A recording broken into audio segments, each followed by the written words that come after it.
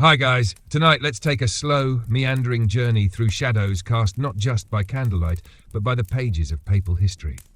This story isn't about miracles or martyrdom. It's about power, about corruption, and about the darker corners of the Vatican. Real stories of real popes who wore white robes and golden rings, but whose deeds were soaked in something far less holy. We'll drift back through time, 24 chapters in total, each at its own pace. You won't need to remember names or dates. Just let the soft weight of scandal and mystery guide you. Some stories will make you shiver. Others may make you wonder how truth ever survived inside those ancient stone walls. But through it all, we'll whisper these tales together. So tuck in, take a deep breath, and close your eyes if you like. Let's begin with a man known as Pope Stephen VI. The year was 896. The city, Rome. But not the romantic Rome we think of today. This Rome was bruised, fractured by violence, desperation, and competing noble families gnawing at the Holy See like vultures around a corpse. And it's in this decaying garden of faith that Pope Stephen VI took the throne. Stephen was a man consumed, not by faith, not by mercy, but by rage. You see, in those days, papal succession wasn't always peaceful. Politics dictated sainthood as much as any scripture, and Stephen's enemy wasn't a rival cardinal, but a man who had already died. That man was Pope Formosus. Formosus, before his death, had made choices, dangerous choices.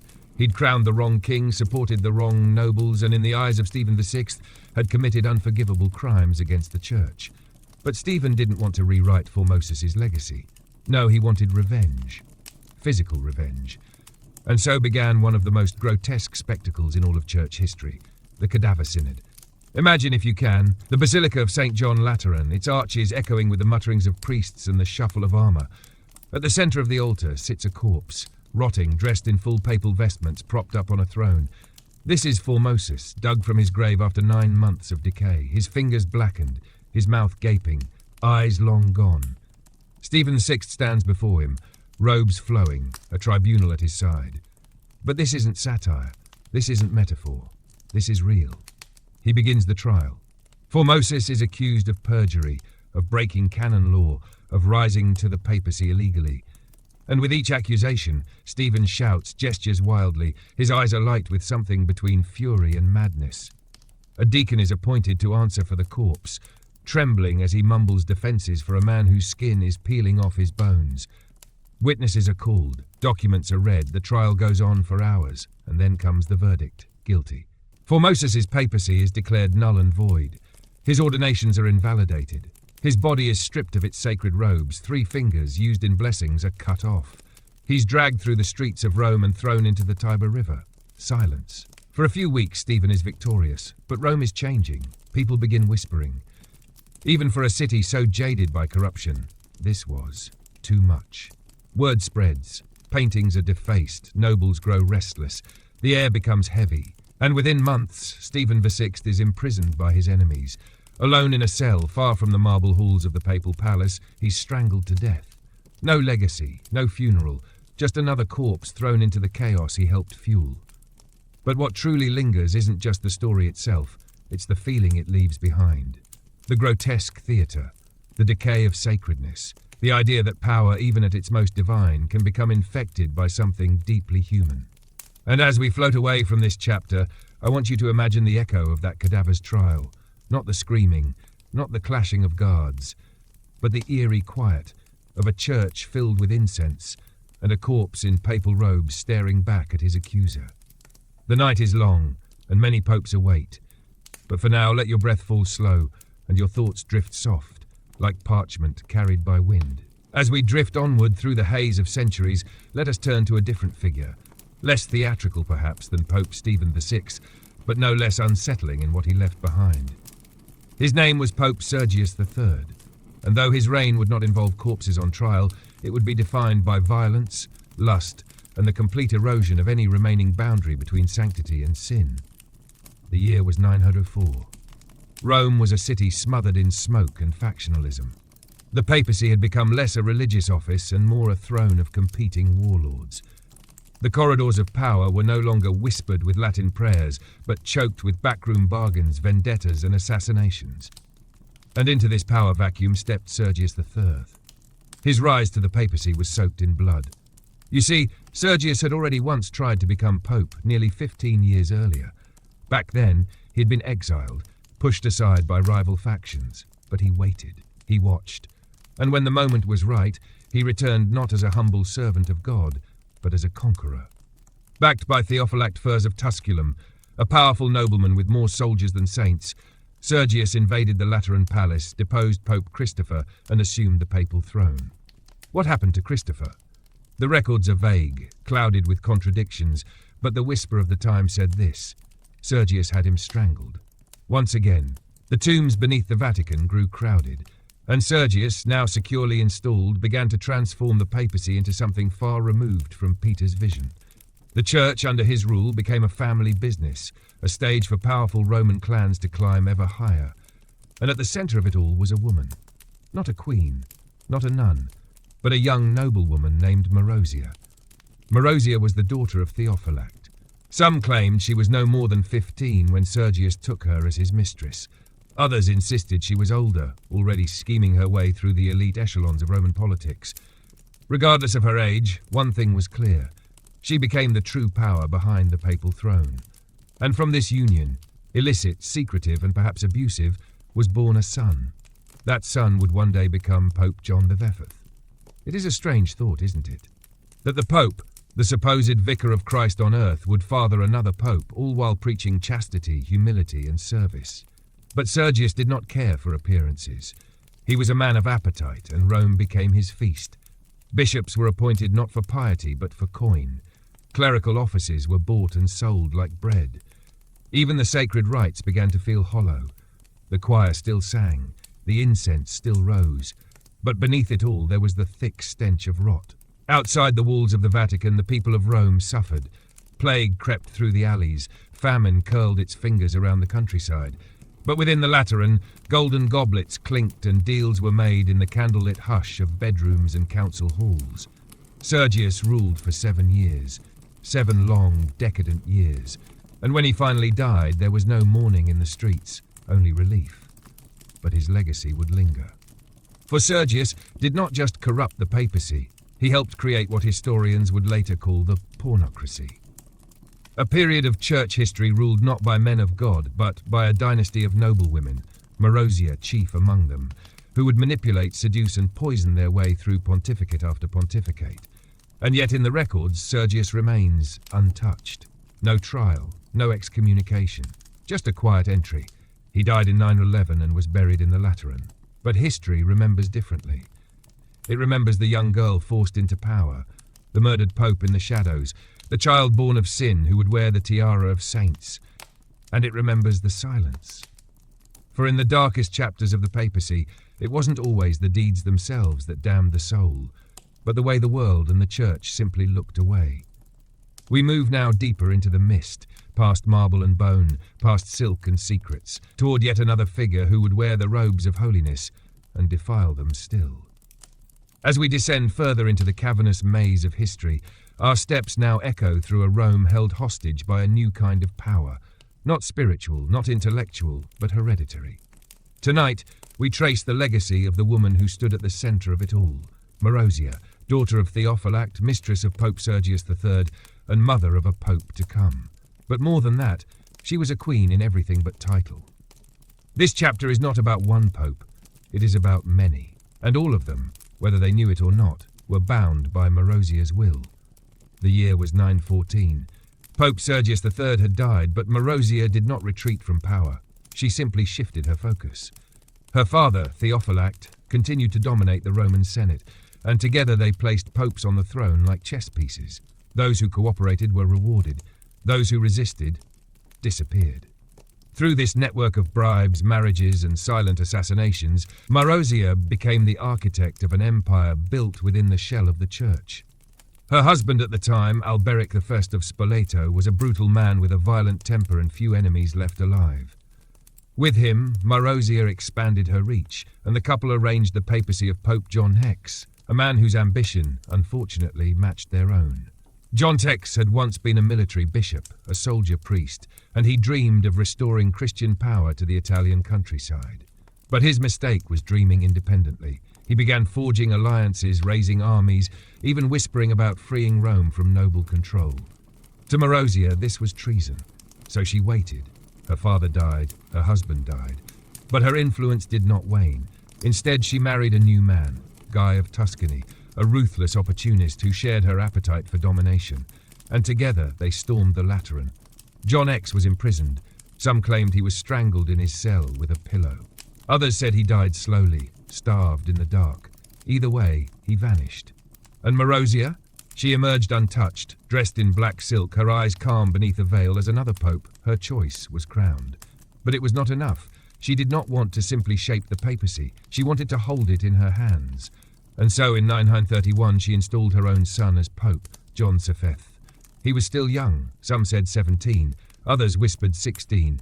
He had no political power of his own, but that didn't matter. The tiara sat on his head, the ring was on his finger, and Marozia stood behind him, speaking through his silence.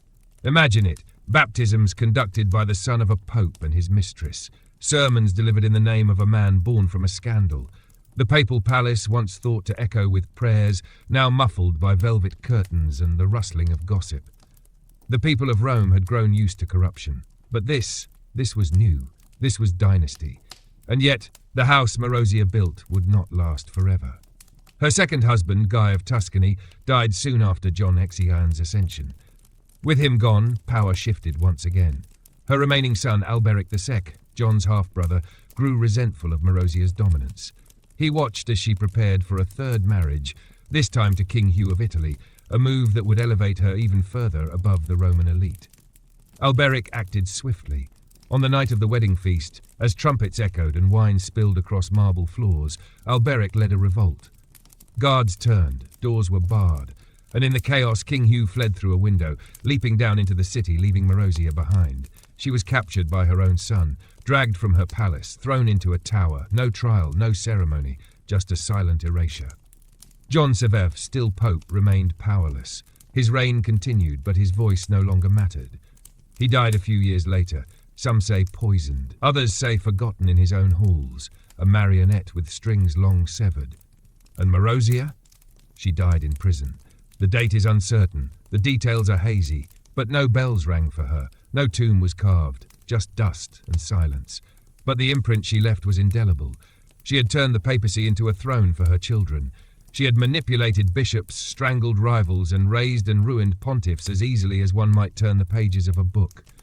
To the faithful, she became a symbol of corruption. To some historians, a figure of cunning survival in a man's world. But to Rome, she was the shadow that stood behind the papal chair for nearly 3 decades. And in that shadow, something grew. Not just scandal, not just outrage, but a numbness. A new pope could be corrupt or cruel or complicit, but as long as he was quiet and crowned and kissed the right rings, no one would protest. The papal states would survive this time. But they would never again claim innocence. Through the passage of time, long after Marozia's voice had been silenced and her prison walls had crumbled into memory, the city of Rome remained a place of uneasy silence. The Vatican still stood, its stones weathered but stubborn, casting shadows over the cobblestone alleys. Yet those shadows seemed longer now, as if the very light that filtered through stained glass no longer trusted the men who stood beneath it.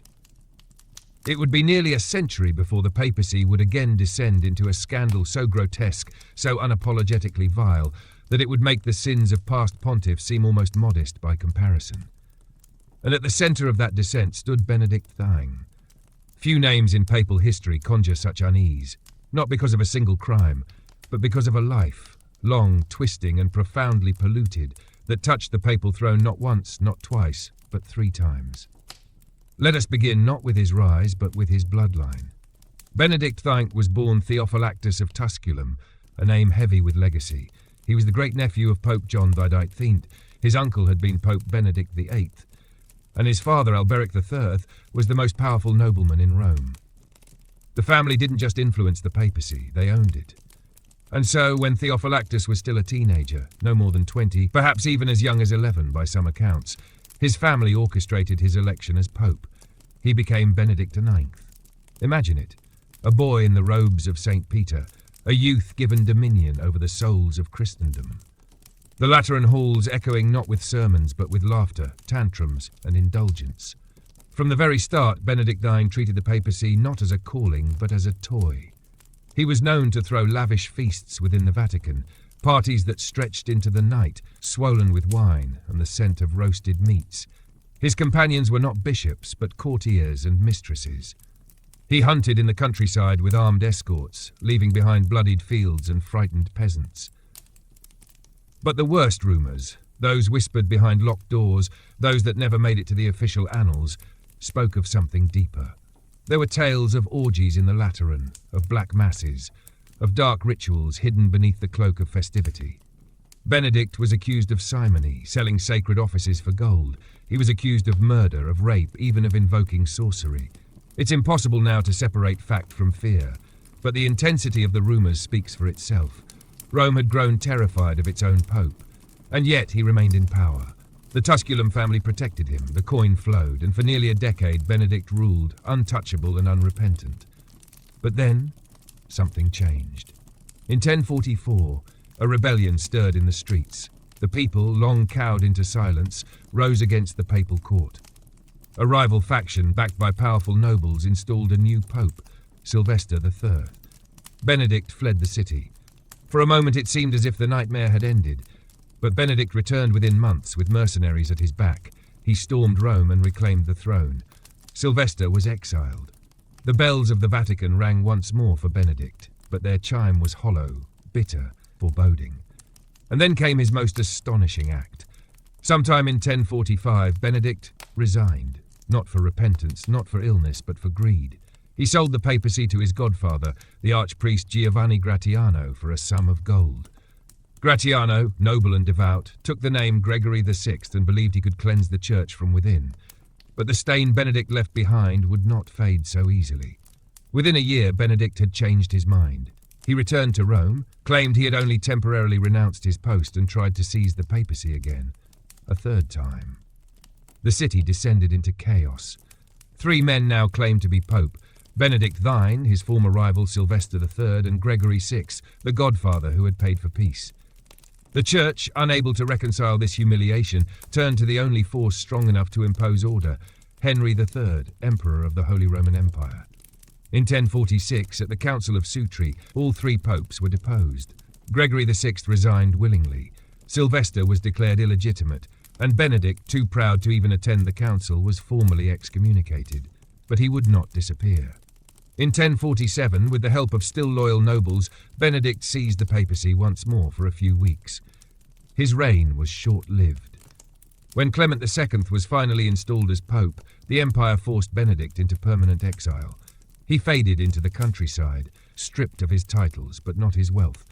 And there, far from the Lateran, he lived out his final years, unrepentant, bitter and alone. The Church would never formally condemn him. His name appears in lists of popes without asterisks, without warning, but those who look closer know better. He was the only man to sell the papacy like property, the only man to wear the tiara 3 separate times, and the only pope whose very life seemed to mock the very idea of holiness. In the end, Benedict IX wasn't merely corrupt. He was a reflection, dark and unfiltered, of everything the medieval church had become. Not a sanctuary of faith, but a battlefield of families, greed, and unchecked indulgence. And in that reflection, many would lose their way. The echoes of Benedict IX's disgrace still rattled through the corridors of the Lateran when another figure stepped into the sacred office, wearing the white robes that had become increasingly stained by scandal. But this man was no child of nobility. He was no puppet of Roman dynasties. He was instead the embodiment of reform, or so he claimed. Tonight we move into the life of Pope Boniface VIII, a man of intellect, of ambition, and of a towering pride that would shake not only the church, but the very foundations of kingship across Europe. The year was 1294. The papacy had been in crisis. Pope Celestine V, a gentle hermit forced into office by desperation, had resigned after only 5 months, a rare and almost inconceivable act. Most believed it was due to old age, or the crushing weight of office. But others whispered that he had been manipulated, pressured, perhaps even threatened. His successor, Cardinal Benedetto Caetani, took the name Boniface VIII. At first there was hope. Benedetto was learned, a canon lawyer by training, a diplomat. He understood the inner machinery of the church and the secular world alike. But what the cardinals hadn't fully grasped was his hunger for power, for control, and for a papacy that would not merely coexist with kings and emperors but tower above them. One of his first acts was to imprison his predecessor. Celestine Farth, the simple monk who had sought solitude, was now a threat. Boniface ordered him confined to a remote castle. There, behind stone walls and iron gates, the old pope died. Some say of illness. Others, in darker corners of the chronicles, suggest starvation or worse. Boniface now ruled unopposed. He declared in no uncertain terms that the pope was supreme, not just over bishops and cardinals, but over emperors, kings, and all the rulers of Christendom. His famous bull, Unam Sanctum, stated boldly, "It is absolutely necessary for salvation that every human creature be subject to the Roman pontiff." That single line sent tremors through Europe. At first, many leaders tolerated him, but Boniface's sights were set on France. King Philip IV, known as Philip the Fair, was a calculating and ruthless monarch. He taxed the clergy heavily, funding his wars with gold scraped from cathedral coffers. Boniface declared it illegal, an affront to the spiritual supremacy of the church. Philip ignored him. In response, Boniface escalated. He issued bulls condemning royal interference. He threatened excommunication. And then, in a stunning act of defiance, he summoned all of France's bishops to Rome. It was meant to be a show of strength, a reminder that no crown stood above the tiara. But Philip struck back. He declared Boniface a heretic, accused him of corruption, immorality, even sorcery. He spread forged documents across Europe, suggesting the Pope had denied the immortality of the soul. The air grew thick with slander and suspicion. And then came Anagni. In September of 1303, a group of French troops, led by Guillaume de Nogaret, a loyal servant of Philip, stormed into the town of Anagni, where Boniface was residing. With them was Sciarra Colonna, a bitter enemy of the Pope from within Italy. They forced their way into the papal residence, swords drawn, walls trembling. Boniface, now elderly and visibly shaken, refused to flee. He sat, dressed in full papal regalia, waiting for them. He declared he would die as Peter had, dignified, unbowed. The attackers burst in. What followed remains unclear. Some say Boniface was beaten, slapped by Sciarra Colonna, an infamous insult. Others insist he was simply held prisoner, mocked and humiliated. For 3 days he was confined, his food cut off, his voice silenced. Then, unexpectedly, the townspeople of Anagni rose up. They expelled the intruders. Boniface was freed and returned to Rome. But something in him had broken. He no longer issued proclamations. He no longer summoned councils. His once fiery eyes seemed dulled. Within a month, he was dead. The official cause was shock, or perhaps grief. Some said madness. His enemies celebrated. Philip had triumphed, and for the first time in centuries, a pope had been publicly assaulted and brought low by secular hands.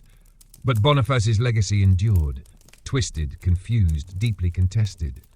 To his supporters, he was a martyr for the supremacy of the church, a man who dared to defy kings and affirm the spiritual authority of the papacy. To his critics, he was a tyrant, arrogant, cruel, obsessed with power. A man who had traded humility for hubris, and in doing so shattered the delicate balance between heaven and earth. Perhaps the truth lies somewhere in between. But the image of him, old, alone, trapped in a room of shadows while the mob outside jeered, is hard to forget. A pope once mighty brought to his knees not by sin, but by pride. After the fall of Boniface VIII, the papacy stood dazed, its aura cracked, its supremacy challenged, and its dignity badly bruised. But rather than return to humility or seek refuge in spiritual reform, the church instead sought protection, away from the restless alleys of Rome, away from the whispers of rebellion. And so, in a strange twist of survival, the papacy abandoned its eternal city. Tonight, we step into the age of the Avignon papacy, and into the life of Pope Clement V, a man whose reign would begin a 70-year exile of the popes from Rome and usher in one of the darkest chapters of ecclesiastical politics. It was the year 1305. 2 years after Boniface VIII's death, the cardinals had been paralyzed by division. French and Italian factions warred among themselves, unable to agree on a successor. Then came the compromise. Bertrand de Got, the Archbishop of Bordeaux, a man with no Roman loyalty and every reason to keep the papacy out of Italian chaos. He became Clement V, But before his papal coronation, Clement held a secret meeting with King Philip IV of France, the same king who had humiliated Boniface VIII. The terms of their conversation remain unknown. But what followed was clear. The papacy, for the first time in history, bent to royal will. Clement refused to travel to Rome. He was crowned in Lyon, and then in 1309 moved the entire papal court to the quiet riverside town of Avignon, land not yet part of France but nestled tightly within its cultural orbit. The decision shocked the world. Rome, once the heart of Christian leadership, was abandoned. The cathedrals were left to decay. The basilicas stood like forgotten ghosts.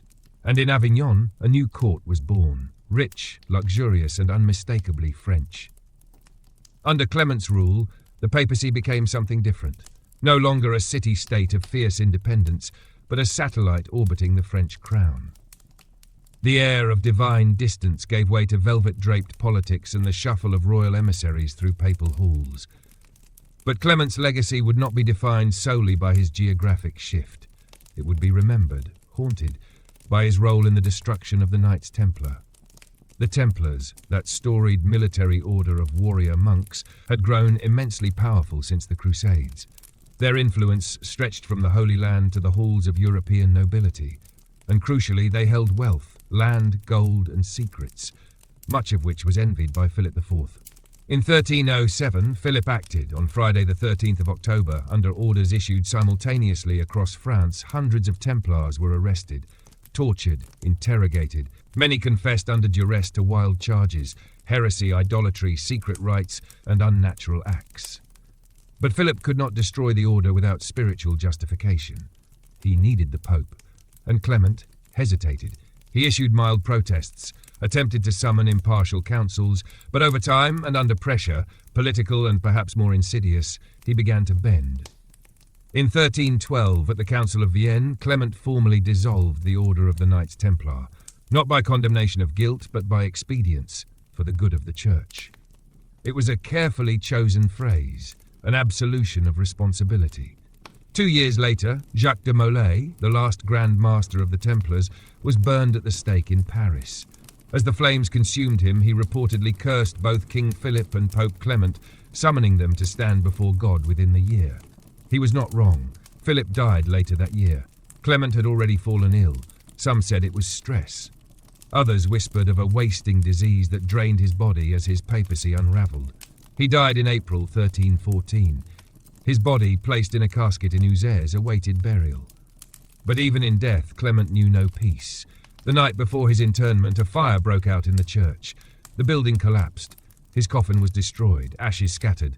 There would be no tomb, no legacy carved in marble, just smoke. And perhaps that's fitting. Clement V ruled during a time when the church fled from its birthplace, silenced its warriors, and handed its voice to a king. His papacy was marked not by theological brilliance or saintly guidance, but by a quiet complicity, a willingness to trade power for safety, silence for survival. The Avignon papacy would last for decades after him. 7 popes would follow in his footsteps, each ruling from the French borderlands, each drifting a little further from the idea of a universal church. But it was Clement who opened the door. And once open, the path towards schism, suspicion, and spiritual erosion could not be closed again. The river Rhône shimmered like glass beneath the walls of Avignon. The papal court, once an austere guardian of sacred doctrine, now thrived as a beacon of wealth, banquets, and whispered deals. French wines flowed, silks hung from stone corridors, and among the gardens and gilded chapels, a subtle rot began to take root, not of bodies, but of purpose. Tonight, we follow the shadows that fell not only over the city, but over the soul of the papacy itself. This is the story of Pope John VII, the second Avignon pope, whose reign blurred the line between doctrine and dominion, and whose decisions nearly tore apart the foundations of Catholic belief. It was 1316. 2 years had passed since the death of Clement V, and the College of Cardinals, divided, exhausted, and politically paralysed, had failed to elect a successor. The throne of St. Peter sat empty, neglected. But the cardinals, wary of Roman chaos and wary still of papal independence, chose another Frenchman, Jacques Duez, a man already in his 70s. He was thought to be safe, temporary, controllable. He became Pope John XII, and he ruled for 18 years. From the start, John XII made it clear he was no placeholder. He centralized power. He demanded that revenues from across Europe flow into the papal coffers in Avignon. Every appointment, every bishop, every abbot was now subject to papal approval and papal fees. Simony, once a shameful whisper, became an institutional procedure. Rome faded further into memory. Avignon grew fat. But it was not just politics or wealth that defined John's papacy. It was his theology, his obsession with doctrine, his desire not only to shepherd the faithful, but to shape their very understanding of the afterlife. For centuries, it had been accepted, even if not formally declared, that the souls of the righteous ascended into the beatific vision upon death, the full presence of God, eternal and immediate. But John disagreed. In a series of sermons and letters, he proposed a different view, that the dead, even the sainted dead, would not see God until the final judgment, until the resurrection of the body, that even the holiest of souls existed in a kind of suspended waiting. Theologians across Europe were stunned. This wasn't a minor question. It struck at the heart of Christian hope. It questioned centuries of belief, challenged the teachings of countless saints, and disturbed the quiet certainties of the faithful. University scholars revolted, monarchs raised eyebrows. Even within the College of Cardinals, unease grew. And yet John held firm. He refused to define the belief formally as dogma, perhaps sensing the fire it would ignite. But he continued to preach it, defend it, argue for it, and with each sermon, each sentence, the foundation of his authority began to crack. Some accused him of heresy. Others simply feared the implications. If the Pope could publicly question the immediate reward of heaven, what else might be undone? It was not his only theological war. John VII also clashed bitterly with the Franciscans, the humble order that embraced poverty, simplicity, and the barefoot gospel. They believed that Christ and the apostles owned nothing, lived in complete communal poverty. And they preached this example as a model for the Church. To a pope building marble halls and collecting gold tributes, such a doctrine was dangerous. He condemned their teaching, labelled their beliefs heretical, and in a series of fiery bulls declared that the Church had the right to own property, to accumulate wealth, to manage earthly estates. Many Franciscans were forced underground, others recanted, some were burned. In time, John's critics came to describe him not as a shepherd, but as a bureaucrat cloaked in robes. A man of immense learning, yes, but also immense ego. He saw no difference between disagreement and disobedience, between correction and rebellion. And yet, despite the controversies, his grip on power never faltered.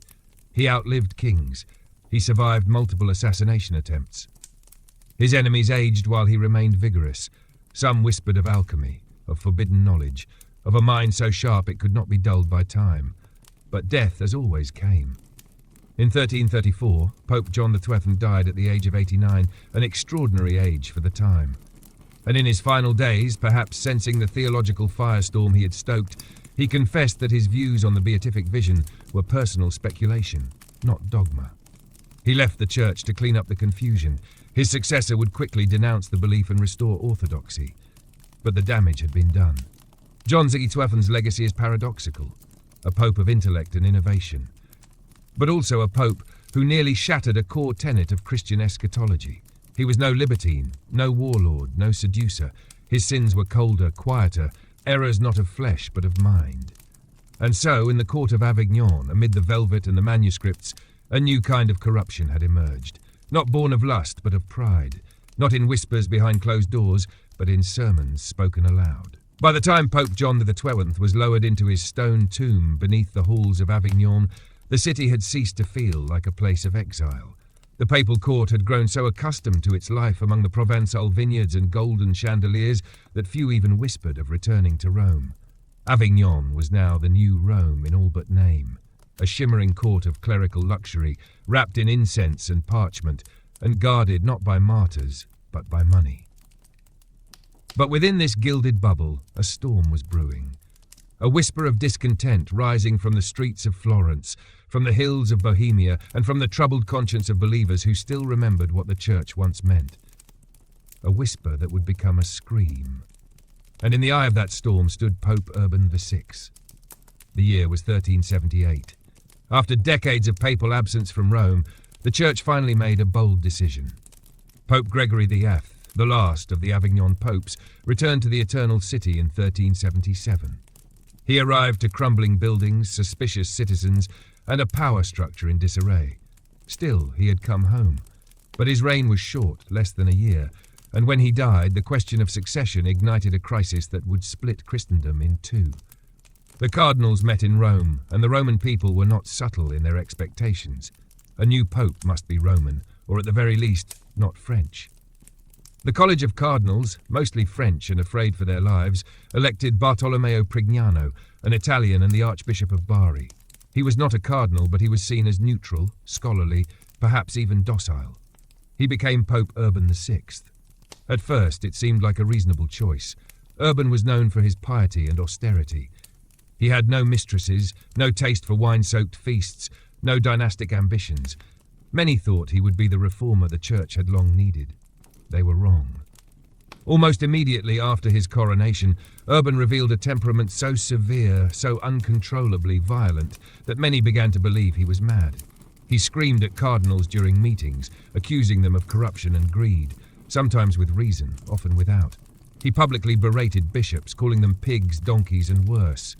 He once shouted that he would make new cardinals to replace all of you. And he did, filling the college with men of low birth and little education, loyal to him alone. Those who opposed him were not met with diplomacy. They were met with fists, cells, and executioners.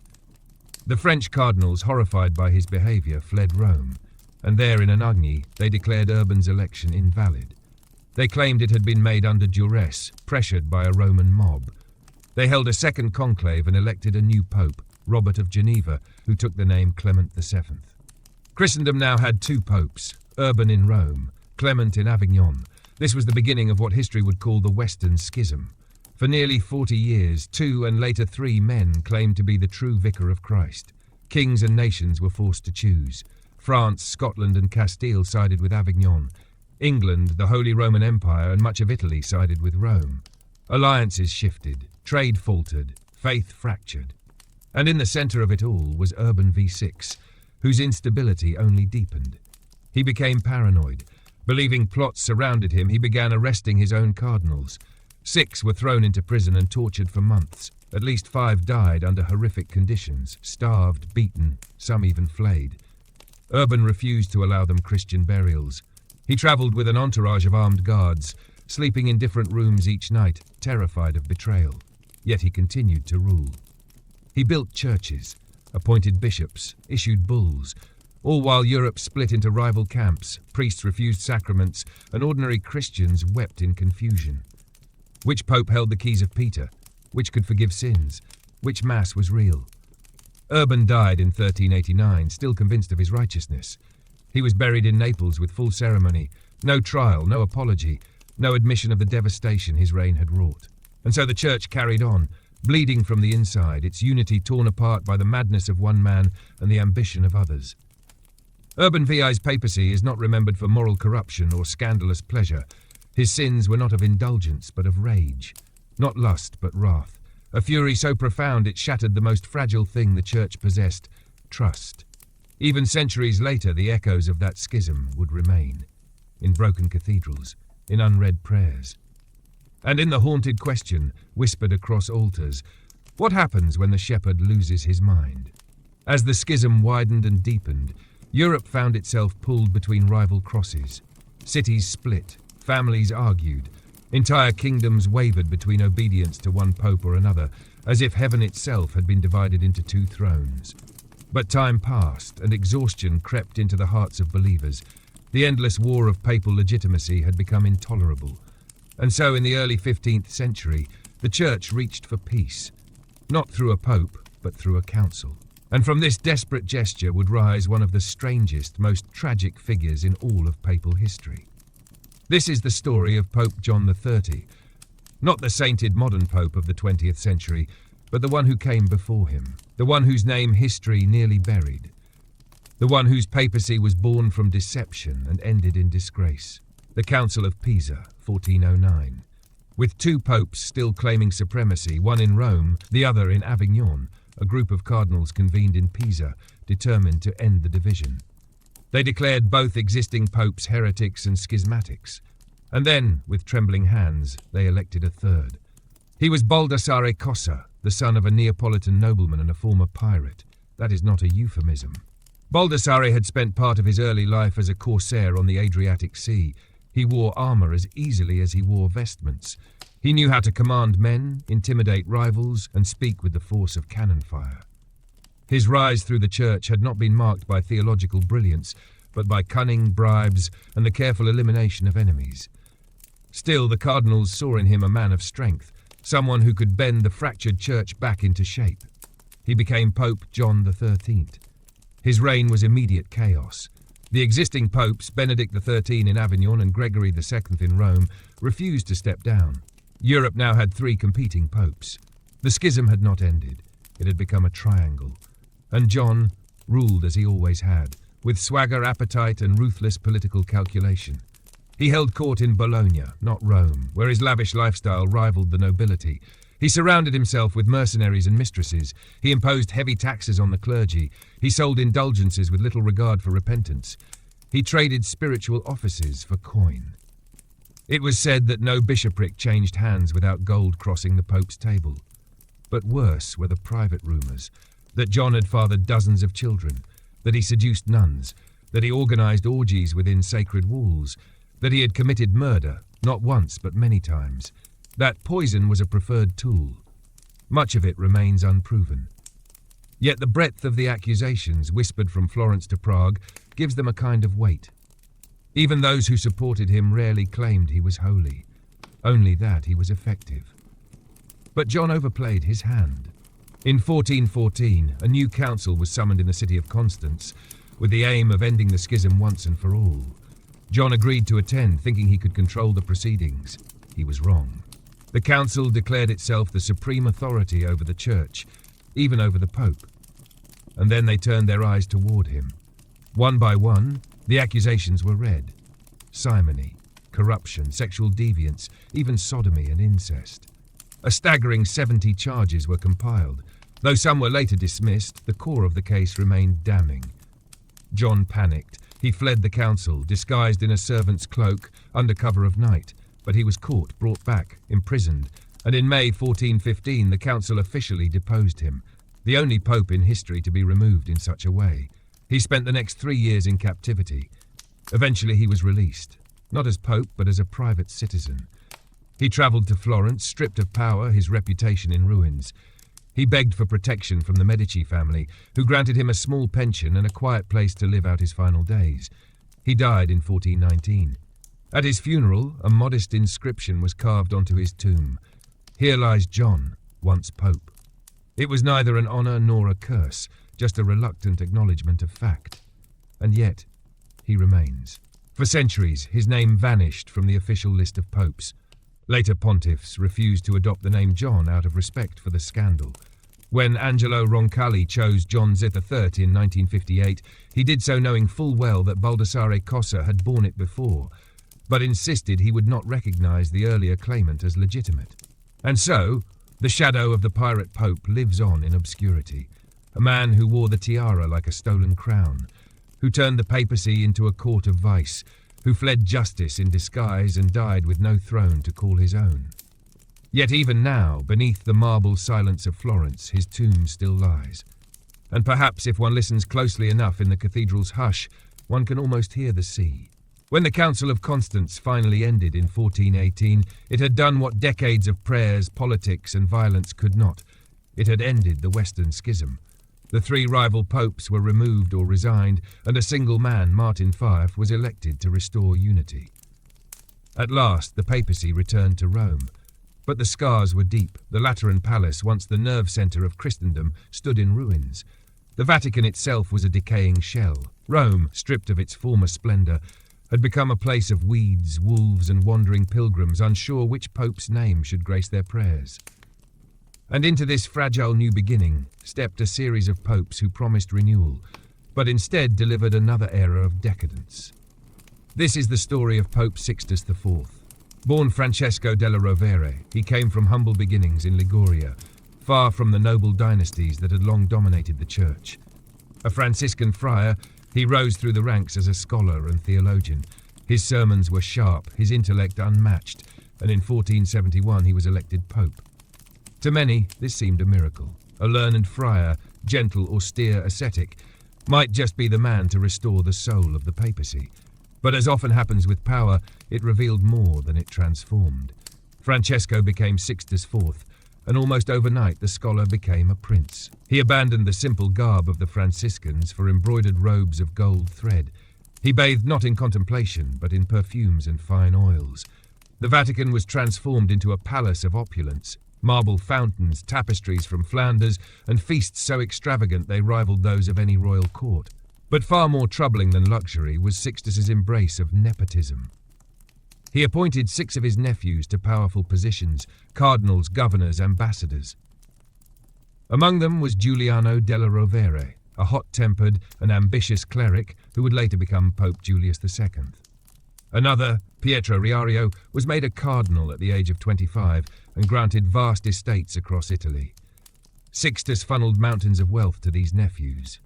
Palaces were built, armies were raised, and soon the papacy had stopped resembling a spiritual institution and had become indistinguishable from the great ruling houses of Italy. He manipulated marriages, brokered political deals, and played rival families, the Medicis, the Sforzas, the Orsinis, against one another with cold precision. But nothing would stain his legacy more deeply than the Pazzi conspiracy. It was 1478. The Medici family, led by Lorenzo de' Medici, Il Magnifico, ruled Florence with dazzling influence. Sixtus, hoping to expand his own power in central Italy, sought to undercut their dominance, and so, behind the closed doors of Roman palaces, a plot was born. On Easter Sunday, in the great cathedral of Florence, assassins attacked. Giuliano de' Medici, Lorenzo's brother, was stabbed to death during Mass, struck down before the altar. Lorenzo, though wounded, escaped. The cathedral floor was left soaked in blood, worshippers screaming as chaos consumed the sacred space. And behind the plot stood the Pazzi family. But also Sixtus IV. While he did not hold the dagger, he had blessed the conspiracy. He had given approval, or at the very least looked away, when his own nephew Francesco Salviati, Archbishop of Pisa, joined the scheme. When the plot failed, Florence erupted in fury. Conspirators were hanged from palace windows. Salviati was lynched. And Lorenzo, now more powerful than ever, denounced the Pope as a traitor to the faith. Sixtus responded with holy war. He excommunicated Lorenzo, declared interdict over Florence: no mass, no sacraments, no weddings, no burials. For over a year, the city was cast into spiritual darkness, not because of heresy or blasphemy, but because it had refused to surrender to papal revenge. Eventually, peace was brokered, but the damage was permanent. The papacy had sanctioned political murder. It had waged spiritual warfare over family pride, and its leader, once a humble friar, had become a king in all but name. Yet Sixtus continued. He built the Sistine Chapel, his name carved into every stone, every fresco, a celebration of divine authority and personal glory. He commissioned the Vatican Library. He strengthened the papal army. He surrounded himself with artists, architects, and poets, as if the grandeur of beauty could disguise the cruelty of ambition. In 1484, he died, stricken by fever, swollen and feverish, his body rotting before the rites could be completed. The people of Rome did not weep. They rioted. His palace was looted, his tomb nearly desecrated. But the chapel survived. And in it, years later, Michelangelo would paint the ceiling that bears Sixtus's name. Tourists today look up and marvel, unaware that the chapel's foundation was not just mortar and stone, but betrayal, blood, and the silent screams of a city punished for resisting a pope's will. In Sixtus IV, the Renaissance papacy found its shape, brilliant, ruthless, corrupt, a church clothed in glory, but hollowed by the very hands that built it. The Renaissance had bloomed in full around the Vatican by the close of the 15th century. Its streets no longer echoed with the prayers of martyrs or the quiet shuffle of monks, but with the clamour of masons, the brushstrokes of painters, and the laughter of courtiers in velvet-lined salons. The church had become not a refuge from the world, but the very engine of its pageantry. And nowhere was that transformation more deeply and more tragically embodied than in the life of Pope Alexander VI. Born Rodrigo Borgia in Valencia, Spain, he was the nephew of Pope Calixtus III and a product of one of the most ambitious families of his age. His rise through the church had little to do with holiness and everything to do with leverage. Appointed cardinal at 25, he manoeuvred through Rome's volatile political currents with a gambler's instinct and a predator's smile. In 1492, the year Columbus sailed westward from Spain, Rodrigo Borgia was elected pope. He took the name Alexander VI. His election was not won through prayer or fasting, but through gold. The conclave was flooded with bribes. Cardinals promised villas, titles, bishoprics and lands. Coins clinked beneath crimson robes, and Rome held its breath as the most transparently corrupt choice emerged victorious. But Alexander was no fool. He understood power as few popes ever had. He was not merely a man of appetites, though his were infamous. He was a strategist, a chess master who played the board of Italy with a patience and cruelty that stunned his contemporaries. And yet it was his personal life that scandalized the world. Alexander VI fathered at least 7 acknowledged children, perhaps more.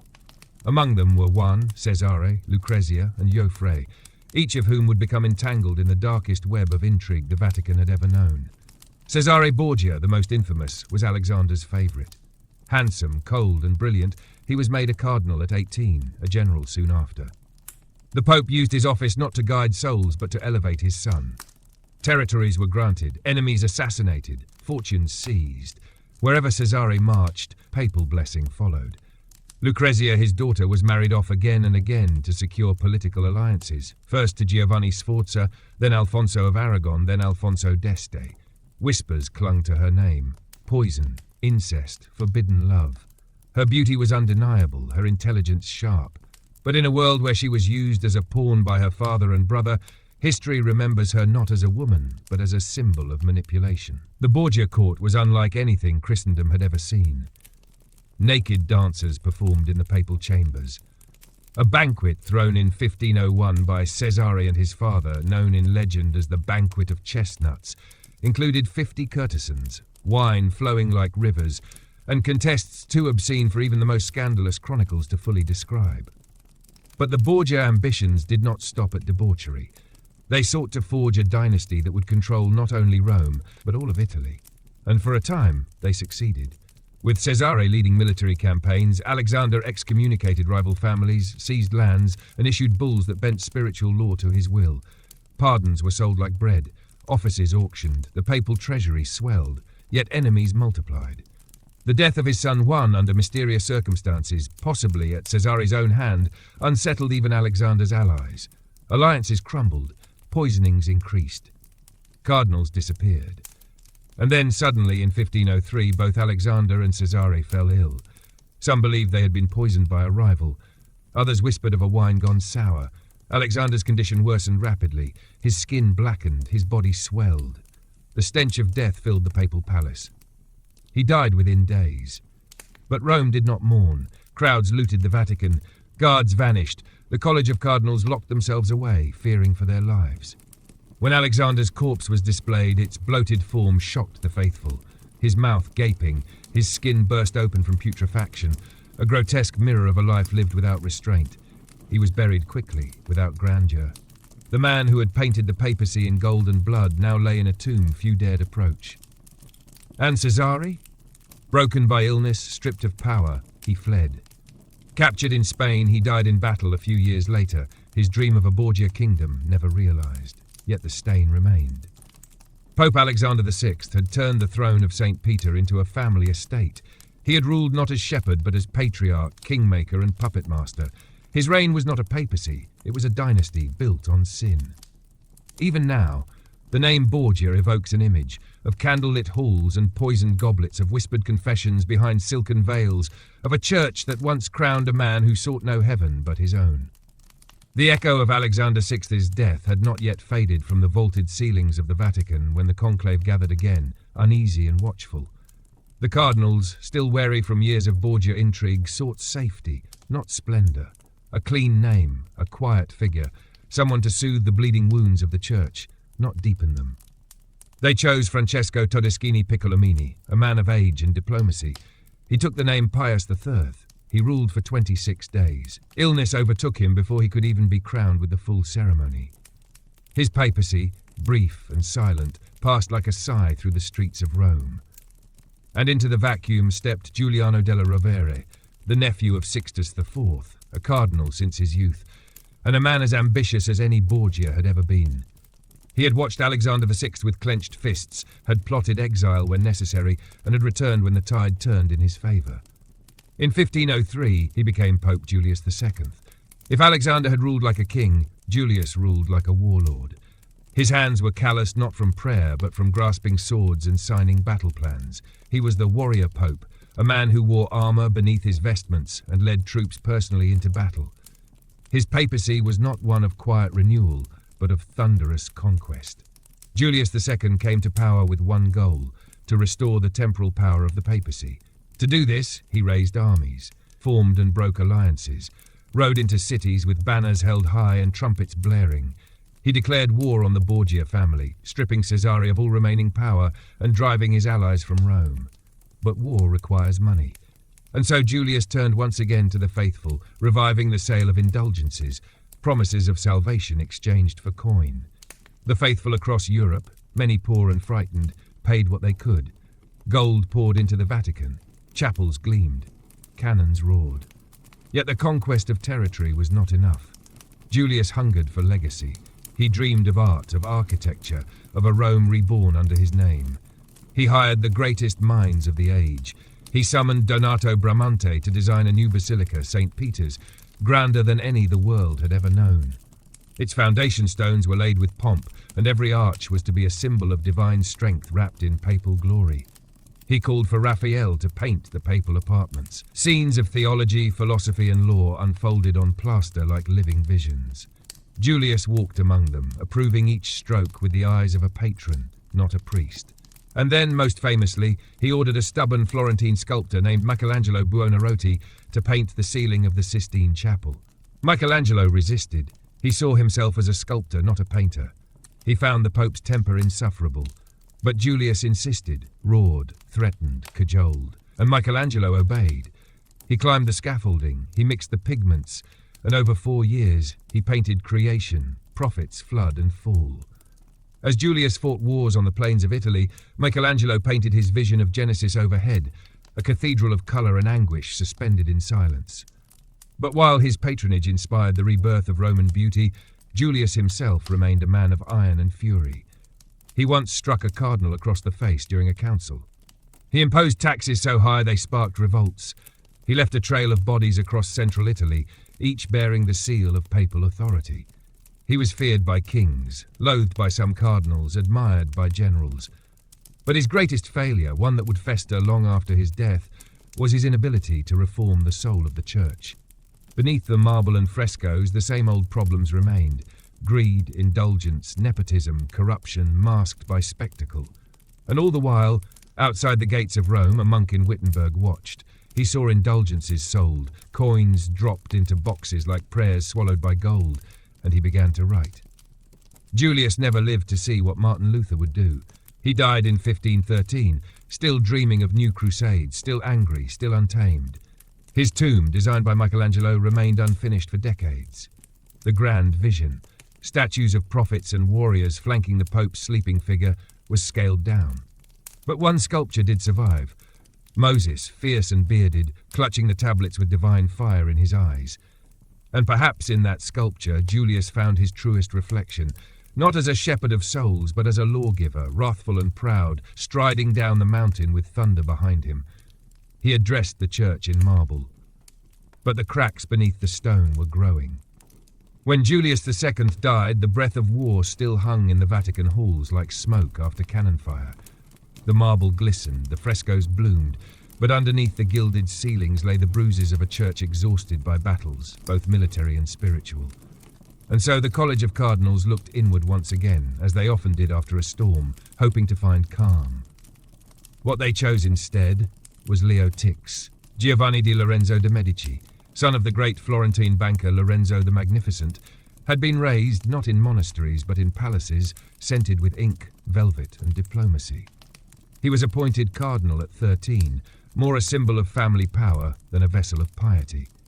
By the time he was elected pope in 1513, at the age of 37, he had never known a day untouched by privilege. He took the name Leo X, and his reign would become one of the most pivotal in the entire history of the Church, not for what he built, but for what he failed to see. Leo was not a villain in the mould of Alexander VI or a general like Julius II. He was, rather, a man of pleasures. Music, poetry, fine food, exotic animals, jesters, theatre. Under his rule, the Vatican became not a battlefield but a stage. He revived Roman festivals, staged elaborate parades, and transformed the papal court into a theatre of classical revival. "Let us enjoy the papacy," he is said to have quipped, "since God has given it to us." And enjoy it he did. Banquets sprawled late into the night. Opera echoed through courtyards. The Vatican's coffers, swollen from previous indulgence campaigns and simony, were drained by art, favours, and endless spectacle. Leo surrounded himself with poets and painters, philosophers and musicians, all carefully selected to reflect the grandeur of a new golden age.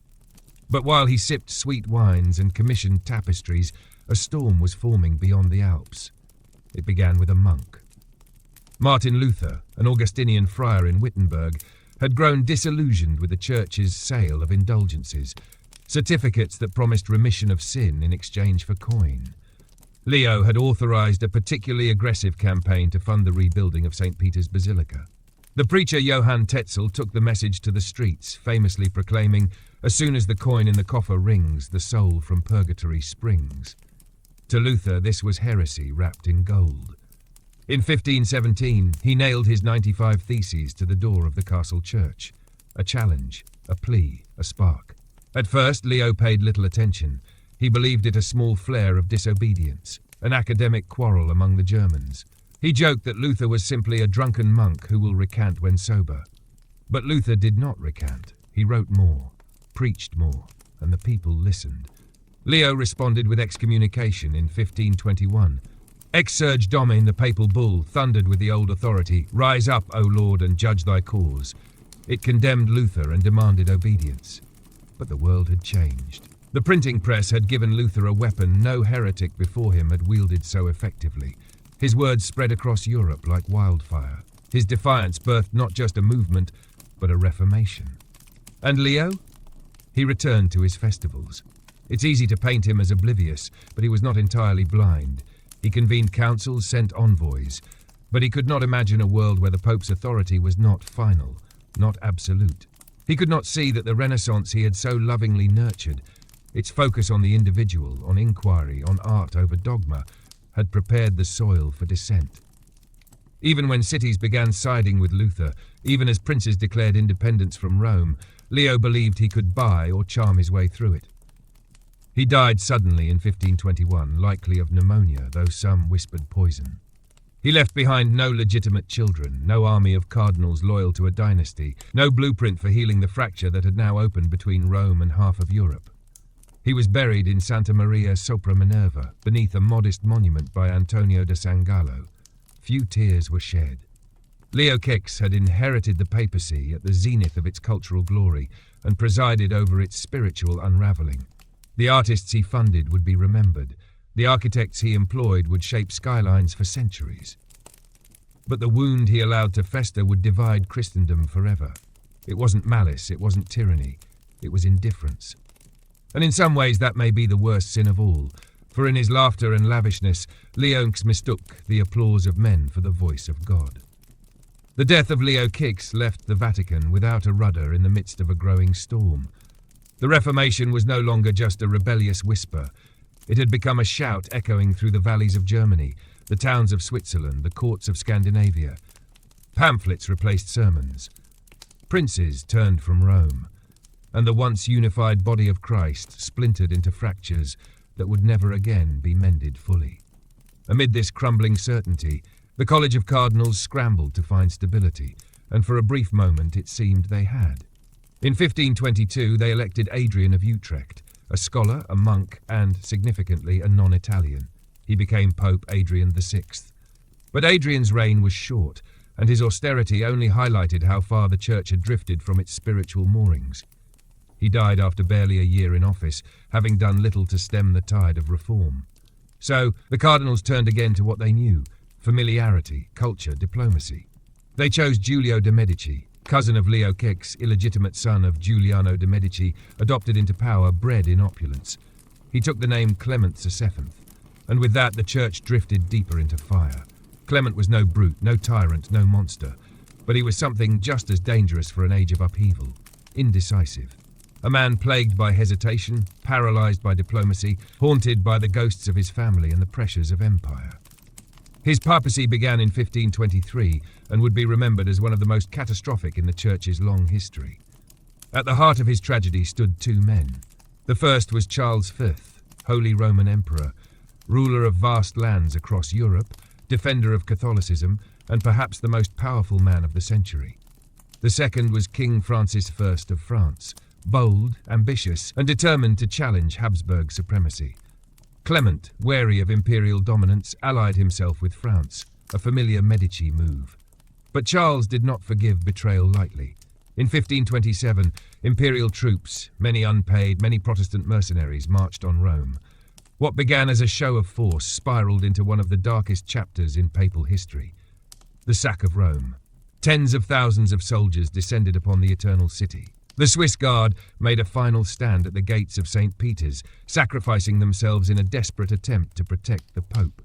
Clement fled through the Passetto di Borgo, a narrow elevated corridor linking the Vatican to the fortress of Castel Sant'Angelo.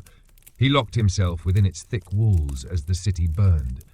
Outside, chaos reigned. Churches were looted, monasteries were desecrated, nuns were raped, cardinals were murdered in the streets, art was stolen. Families dragged from their homes. The invaders did not distinguish between clergy and lay. The city of saints was turned into a slaughterhouse. It lasted 8 months. Rome, once the heart of Christendom, was broken. And Clement II, the Vicar of Christ, was powerless behind stone walls, watching it all unfold through narrow slits in the fortress. When peace finally came, it was Charles V who emerged as master. Clement was forced into submission. The Medici papacy had been humiliated. The papal court never fully recovered. But Clement's failures did not end with politics. In 1530, he crowned Charles as emperor in Bologna, a desperate gesture of reconciliation offered by a man who had once opposed him. The papacy, once superior to emperors, now bowed. And in England, another crisis was boiling. Henry VIII, King of England, had grown frustrated. He demanded an annulment from his wife, Catherine of Aragon, Charles IV's aunt. He wanted to marry Anne Boleyn. He wanted a male heir, and he wanted the Pope to say yes. But Clement said no, not firmly, not quickly, not finally. He delayed, negotiated, sent envoys, wrote letters. For years the question dragged on, unresolved, as Henry grew more furious and Anne more powerful. Eventually Henry broke away entirely. He created the Church of England, declared himself its head, and dissolved centuries of Catholic authority in a single royal decree. Monasteries were seized, altars torn down, the Pope declared irrelevant. Clement, trapped again between stronger forces, could only watch. He died in 1534, worn and defeated, the walls of Castel Sant'Angelo still looming in his memory. History remembers Clement VII not as wicked, nor as cruel, but as a man overwhelmed. A reed in the river, bending with each current, trying to survive in a world that no longer honoured hesitation. His papacy oversaw the sack of Rome, the English Reformation, the failure of diplomacy, and the erosion of papal supremacy in Europe.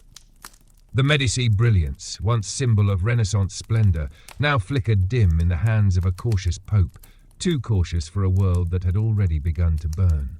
When Clement VII was laid to rest, the world he left behind was not the one he had inherited. Rome had been sacked. England had broken away. The Reformation had carved fault lines through the soul of Europe. And the papacy, once towering, defiant imperial, stood humbled, surrounded by smouldering ruin and suspicion. But from the ashes of indecision, the College of Cardinals sought strength. They turned again to a Medici. This time to Alessandro de' Medici, better known as Pope Paul III.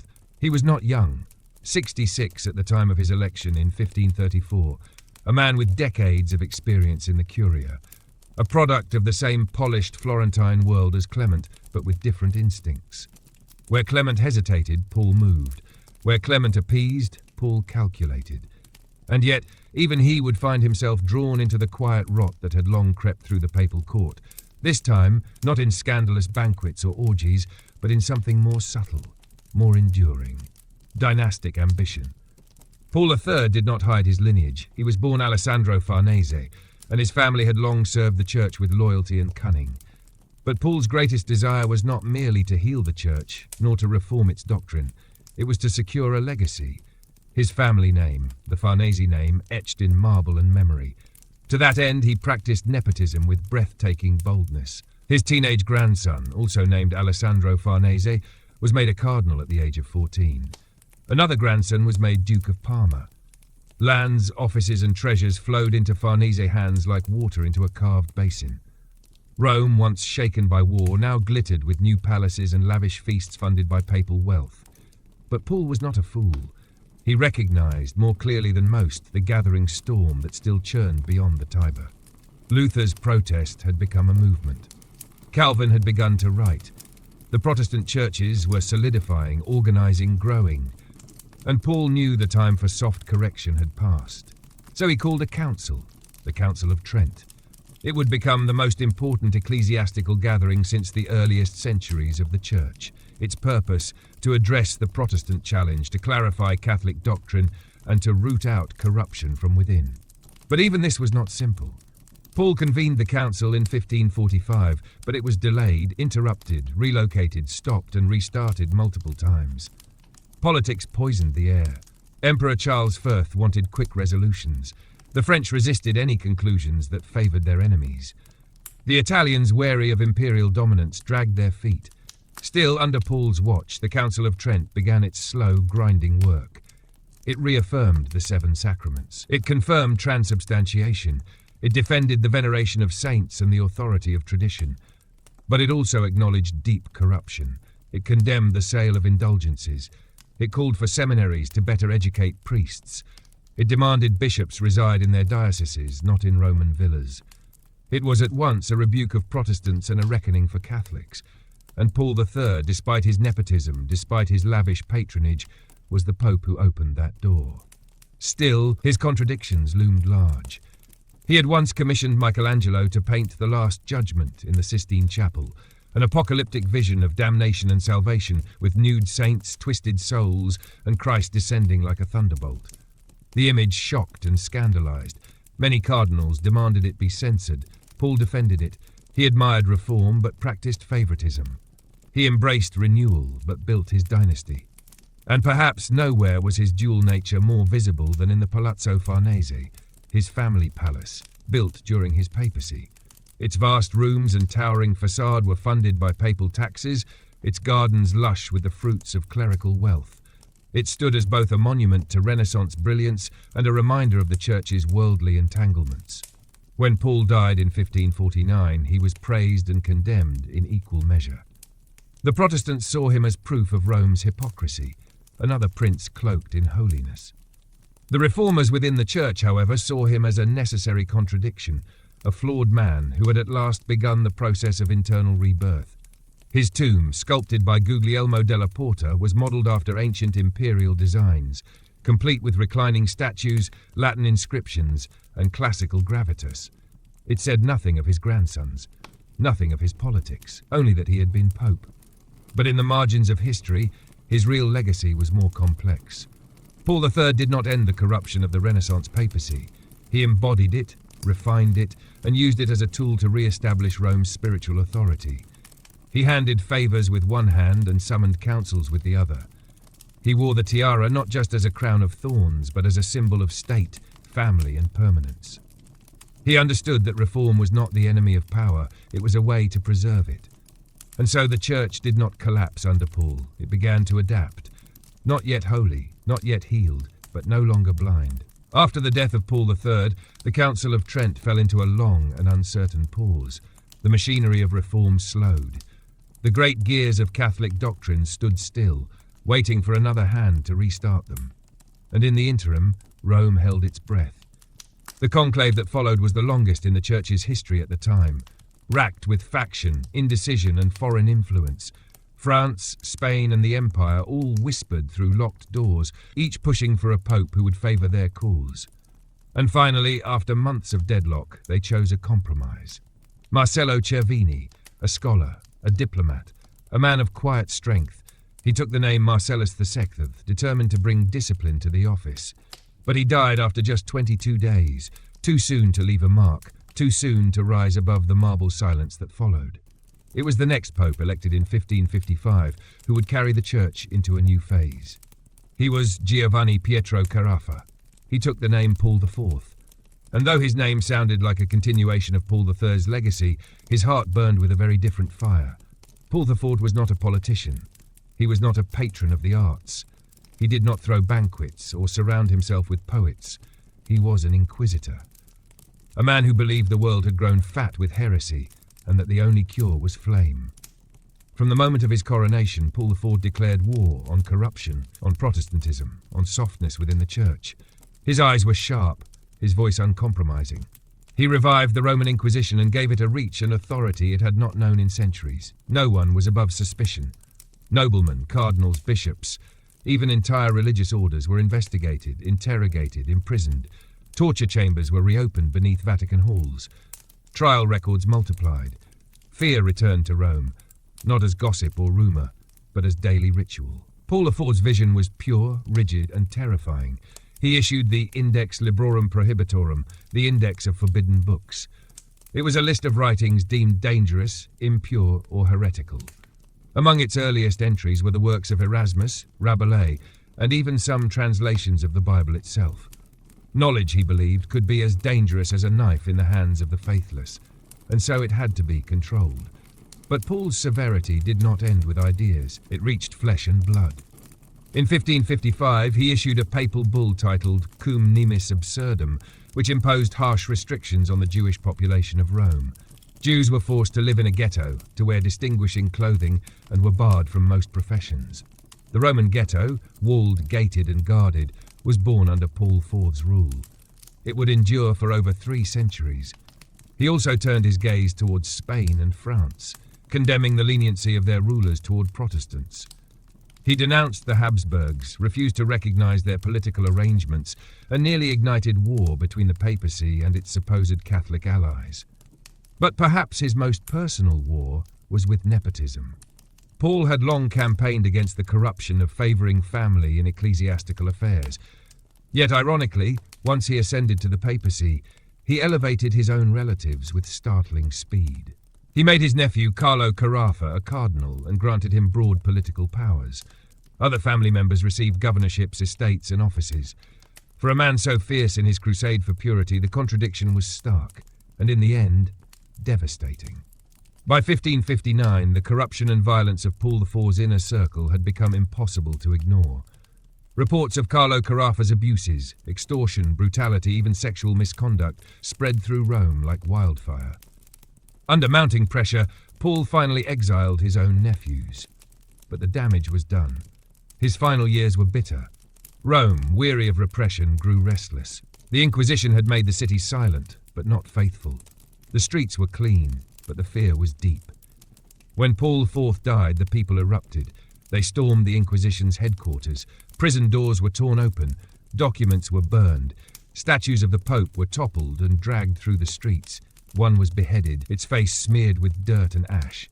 It was not grief they felt. It was relief. Paul IV had tried to purify the church with iron.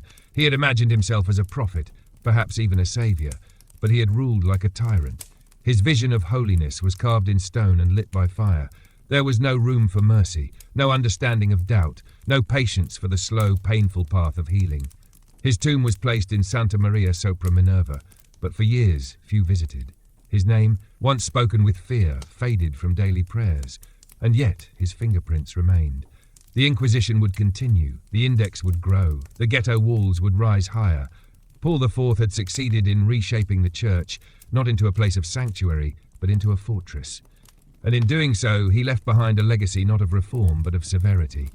He had waged war for the soul of Catholicism, but he forgot the soul of mercy. When the iron-fisted rule of Paul IV finally ended, the city of Rome exhaled as though released from a long, suffocating dream. The streets, once patrolled by the agents of the Inquisition, were suddenly alive with whispers and relief. The air, heavy with the weight of doctrine and surveillance, lightened. But the wounds remained, quiet bruises on the conscience of a church still uncertain of its future. Into this silence stepped a man who, at first glance, seemed an answer to those bruises. In 1559, the cardinals elected Giovanni Angelo Medici, not of the Florentine Medicis, but of a lesser Lombard branch, no stranger to service and discretion. He was cultured, moderate, tactful, and, significantly, not yet a priest at the time of his election. He would become Pope Pius IV. He took the name Pius not as a mark of piety, but perhaps as a signal of balance, something between the harshness of Paul IV and the indulgence of popes past.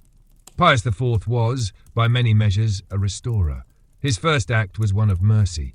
He ordered the release of prisoners held by the Inquisition. He reversed many of the excesses of his predecessor, including the public humiliations, the book burnings, and the worst of the anti-Semitic restrictions. The Roman ghetto remained, but the branding of its residents was softened, and the boundaries were no longer violently policed. He dismissed Paul IV's nephews, not with drama, but with quiet firmness. The people, weary of extremism, embraced this new tone. But Pius IV was not weak. He understood that leniency without structure was simply drift, and so he resumed the long-stalled Council of Trent. This was no small matter. The council had first been convened under Paul III, paused under Julius III, and derailed entirely during the terrors of Paul IV. Now, with the Reformation spreading rapidly, England lost, Germany fractured, and France teetering, Pius knew that a definitive Catholic response was essential. He reconvened the council in 1562. The halls of Trent filled again with bishops, theologians, and imperial envoys. The debates were long, the divisions sharp. But unlike his predecessors, Pius did not try to dominate the conversation. He managed the council like a statesman, allowing theological clarity to emerge, even if slowly, through consensus. The results were monumental. Trent reaffirmed the authority of both scripture and tradition. It clarified doctrines on original sin, justification, and the sacraments. It established seminaries for the proper training of priests and set standards for the moral behavior of clergy. It condemned abuses in the sale of indulgences while upholding the practice itself in a purified form. These were not reforms in the Protestant sense. The Church did not compromise its teachings, but it cleaned house, sharpened its laws, defined itself not as reactionary, but as resilient. Pius IV signed the Council's decrees in 1563 and immediately began enforcing them across Christendom. But beneath this steady reform, the Medici blood ran warm. He could not resist promoting his nephew, Giovanni Carlo Borromeo, later St. Charles Borromeo, elevating him quickly to cardinal and entrusting him with immense power. Though young, Borromeo proved earnest and disciplined, eventually becoming a central figure in Catholic renewal. But the nepotism, even when effective, echoed old habits. Pius IV also revived the artistic spirit of Rome. He commissioned work from Michelangelo, now an aging giant in his twilight years. It was under Pius that the dome of St. Peter's Basilica was completed, a thunderous silhouette rising over a city trying to remember its soul. He built fountains, cleaned aqueducts, and opened new roads. Rome began to look less like a fortress and more like a city again. Still, not all was peace. In the final years of his pontificate, Pius faced unrest in France, unrest in the Low Countries, unrest in the words of thinkers who quietly questioned papal infallibility and clerical authority. But he did not respond with fires or gallows. Instead, he strengthened discipline, encouraged preaching, and expanded education. Where Paul IV had sought control through fear, Pius IV sought it through renewal. He died in 1565 after 6 years on the throne. His funeral was somber, respectful, devoid of spectacle. There were no riots, no mobs. Only the quiet respect for a man who had not tried to be a prince or a prophet or a judge, but a steward. And perhaps in that restraint, Pius IV found a kind of quiet greatness. He had stood at the junction of 2 centuries, the bloody twilight of medieval power and the trembling dawn of modern doubt. And in that moment, when the Church might have collapsed under its contradictions, he held the centre. Not forever, not perfectly, but long enough for the world to turn. The death of Pius IV marked the end of a cautious interlude, an era of quiet correction, where the Church, wounded and wary, had sought to steady its steps. The walls of Rome had been cleaned, the doctrines reaffirmed, and the Council of Trent had finally come to its solemn close. Yet beneath the smooth marble of apparent reform, questions still lingered. not just in the halls of Protestant cities, but within the very soul of the Catholic world. And into this fragile moment stepped a man whose name would be remembered less for compassion or vision, and more for terror. In 1566, the cardinals elected Michele Ghislieri, a Dominican inquisitor and former Grand Inquisitor of all Christendom. He took the name Pius V, and though his name echoed the moderation of his predecessor, his spirit was fire. Pius V was a zealot, not in cruelty for its own sake, but in conviction, unyielding, severe, and convinced that holiness could only thrive when every weed of dissent was pulled from the garden of God with ruthless precision. He was a man of discipline, penance, and iron fasting. He wore a coarse white cassock, slept little, and wept over the sins of the world in private. But his vision of reform was not limited to himself. He demanded that the Church follow his path, exactly, absolutely, immediately. His first acts as Pope reflected that urgency. He launched an unrelenting campaign to implement every decree of the Council of Trent. Bishops who failed to establish seminaries were replaced. Priests who flouted celibacy were defrocked. Religious orders were forced to reform or dissolve. He abolished all forms of public spectacle that smacked of excess, dancing, masquerades, bullfights. Even Rome's carnival, once a riot of colour and celebration, was curtailed under his rule. The Roman Inquisition, now under his full authority, resumed its investigations with renewed ferocity. Protestant sympathisers, real or suspected, were hunted with unwavering zeal. Heretical books were seized, libraries purged, and the Index Librorum Prohibitorum was expanded and enforced like never before. Pius V saw no room for softness. He believed that compromise was the root of corruption, and that ambiguity was the language of the devil. And nowhere was this more evident than in his dealings with England. Elizabeth I had ascended to the throne after the brief and bloody reign of her half-sister Mary Tudor. Unlike Mary, Elizabeth was Protestant, intelligent and fiercely independent. She walked a careful line, offering religious tolerance in public while quietly consolidating power. Pius V viewed her not as a ruler, but as an apostate. In 1570, he issued the bull Regnans in Excelsis, excommunicating Elizabeth and declaring that she had forfeited her right to rule. He called upon English Catholics to disobey her, to rise, to resist. But the bull backfired. Rather than inspiring rebellion, it isolated Catholics within England, forcing many to choose between loyalty to their faith and loyalty to their sovereign. The Elizabethan government responded with harsher laws, more executions, and an even firmer Protestant identity. The Catholic presence in England, already fragile, was now hunted in earnest. Still, Pius believed he had acted righteously. For him, the Church was not a political actor, it was the embodiment of divine truth. If it meant war, so be it. If it meant martyrdom, better still. And yet, amid the severity, there was also heroism. Pius supported the formation of a holy league against the Ottoman Empire, a coalition of Catholic powers united to resist Turkish expansion into Europe. In 1571, their fleets met at the Battle of Lepanto, a clash of hundreds of ships in the waters off western Greece. Pius ordered all of Christendom to pray the Rosary. The Christian victory was sweeping, a turning point. He attributed it to the Virgin Mary and established the Feast of Our Lady of Victory, later renamed Our Lady of the Rosary, as a permanent commemoration. But even in triumph, his gaze remained fixed on purification. He pushed through a standard Roman missal and breviary, enforcing uniformity in liturgy across the Latin Church. His goal was clarity, consistency, no local variation, no creeping novelty. He died in 1572, worn and gaunt after 6 years of absolute rule. His body was placed in a modest tomb within the Basilica of Santa Maria Maggiore. Later, he would be canonized, a rare honor for a pope in that turbulent century. Yet his legacy remains sharply divided. To some, he was the saint who saved Catholicism from the chaos of its own making, a hammer against heresy, a shepherd who tolerated no wolves. To others, he was the architect of fear, a man who believed that the only way to restore the faith was through punishment and pressure, who saw no difference between the quiet question of a thinker and the violent defiance of a heretic. Pius V did not reform the Church, he reinforced it, and in doing so, he left behind a structure more unified but also more rigid, more resilient but also more brittle, a fortress in marble, cold, unyielding and forever watchful. After the cold austerity of Pius V, The conclave gathered in 1572 with weary minds and apprehensive hearts. The Church, now bruised by dogmatic severity, longed for a softer hand, someone who might temper discipline with grace, someone who could reintroduce a sense of breath into the suffocating corridors of Vatican power.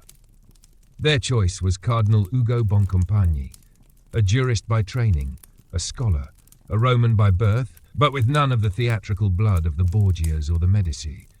He was methodical, learned, and outwardly serene. Upon his election, he took the name Gregory XIII. At first seemed the Church might once again find equilibrium, a pope with intellect, discretion, and an affection for law over vengeance. But what emerged during his 13-year reign was a deeply complex legacy, one marked by scientific brilliance, yet stained by rivers of blood. Gregory XIII is most famously remembered for the calendar that still bears his name. The Julian calendar, instituted by Julius Caesar, had fallen slowly out of alignment with the solar year. By the 16th century, the spring equinox, the cornerstone of calculating Easter, had drifted by nearly 10 days. Gregory, advised by astronomers and mathematicians such as Christopher Clavius and Aloysius Lilius, ordered the correction, and in 1582, 10 days were simply removed. October 4th was followed directly by October 15th. The reform realigned the equinox and standardized the calendar across the Catholic world. Protestant nations, suspicious of papal authority, resisted at first, but over centuries, Gregory's calendar would become the one the world embraced, a rare and quiet triumph. Yet this brilliant reform stands in sharp contrast to a moment of horror that unfolded early in his pontificate. Paris, August 1572. It had been a tense summer. Catherine de' Medici, Queen Mother of France, had orchestrated a politically strategic marriage between her Catholic daughter Marguerite and the Protestant Prince Henry of Navarre. It was meant to ease tensions between the two warring faiths. But the peace was illusion. Just days after the wedding, on the night of August 23rd, the eve of the feast of St. Bartholomew, a series of brutal assassinations erupted in Paris. What began as the targeted killing of Huguenot leaders became a frenzied slaughter. For days, mobs roamed the streets. Thousands of Protestants, men, women, children, were butchered. Their blood ran through gutters, their bodies thrown into the Seine. The violence spread to other cities, Rouen, Lyon, Orléans. By some estimates, over 10,000 perished. The world watched in horror, and in Rome, there were bells. When news reached Gregory XIII, the reaction was not of sorrow or condemnation, but celebration. He ordered a Te Deum, sung in thanksgiving. A commemorative medal was struck. On one side, the image of an angel wielding a sword against the Huguenots. On the other, the inscription, Slaughter of the Huguenots, 1572. A fresco was painted in the Vatican, immortalizing the massacre as divine justice. To Gregory, the deaths were not tragedy, they were providence. He viewed the French Protestants as rebels, heretics, enemies of the Church. Their removal, no matter how bloody, was to him a heavenly intervention. And his jubilation, though grotesque by modern standards, was consistent with the papal worldview of that age. Heresy was not merely error, it was treason against the divine order. Still, even among Catholics, unease simmered. Some cardinals avoided mentioning the massacre. Others questioned the wisdom of such public enthusiasm. But Gregory remained unmoved. His energies shifted instead toward the spread of Catholic education. He founded numerous colleges and seminaries, the most famous being the Pontifical Gregorian University, still a cornerstone of Catholic scholarship today. He expanded the Roman College, promoted missionary work in Asia and the Americas, and sent Jesuits into Poland, Hungary, India, and China.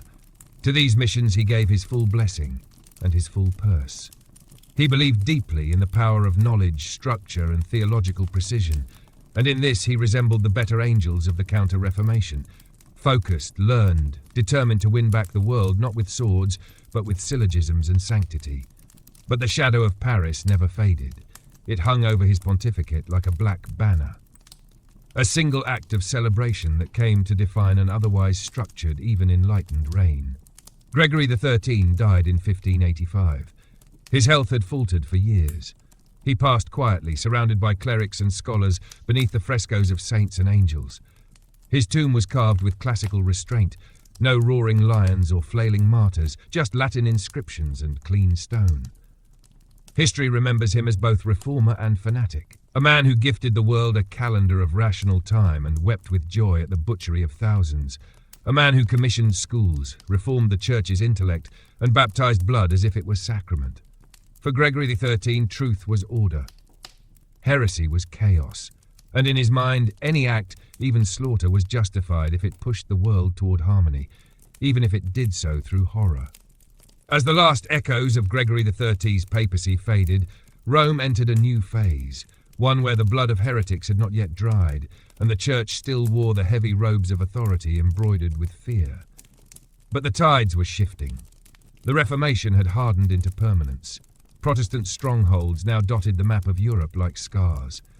And the Catholic response, sharpened by councils and councils again, demanded not just vigilance, but unity, discipline, and unshakable clarity. In this spirit, the cardinals turned to Felice Peretti di Montalto, a man moulded by hardship and cloaked in austerity, a former swineherd who rose through the church ranks with the stern confidence of a man who never forgot his roots. He became Pope Sixtus V in 1585, and from the moment he took the tiara, he governed with a hand so firm, so unrelenting, that even his closest advisers feared him more than they loved him. He was a pope of laws, towers, and punishments. He revived the power of the papal state not with indulgences or bribes, but with rules, cold, exacting, absolute. Rome, still staggering under the weight of its contradictions, was about to be restructured from the bones outward. Under Sixtus V, hundreds of decrees were issued in rapid succession. No detail was too small. The number of cardinals was fixed at 70. The College of Cardinals was reorganized into 15 congregations, each with clear jurisdiction, a system still recognizable today. He redrew the map of Rome. Ancient aqueducts were repaired. New roads cut straight through tangled medieval neighborhoods. He connected the city's 7 major basilicas with long, straight boulevards, like veins running toward the heart of pilgrimage. He installed towering obelisks in central piazzas, symbols of Christian triumph repurposed from pagan pasts. He was obsessed with order, symmetry, finality. But his obsession with order extended far beyond stone and street. Sixtus V gave absolute power to the Inquisition once more. He expanded the Index Librorum Prohibitorum, banning even more texts that might fan the flames of dissent or independent thought. He excommunicated anyone who printed books without church approval, authors, publishers, even readers, and he raised gallows. The streets of Rome, once blooming with art and laughter under Leo X, once filled with fearful whispers under Paul IV, now echoed with the sound of executions. Thieves were hanged, debtors imprisoned, blasphemers burned.